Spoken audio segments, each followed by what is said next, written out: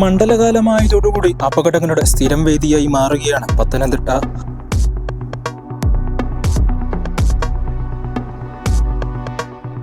മൈലപ്ര, കുമ്പഴവടക്ക്, റാന്നി, കോന്നി എന്നീ മേഖലകളിലാണ് കൂടുതലായും അപകടങ്ങൾ സ്ഥിരം കാഴ്ചയാകുന്നത്.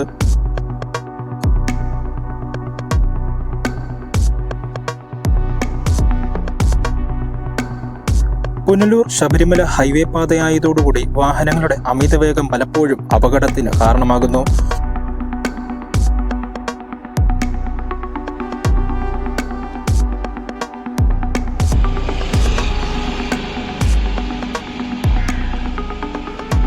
രാത്രികാലങ്ങളിലാണ് കൂടുതലായി ഇവിടെ അപകട പരമ്പര തീരുന്നത്.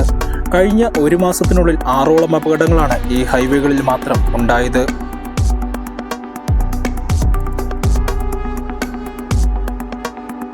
വാഹനങ്ങളിൽ ഡ്രൈവർ ഉറങ്ങിപ്പോകുന്നതാണ് പല അപകടങ്ങളുടെയും പ്രധാന കാരണം.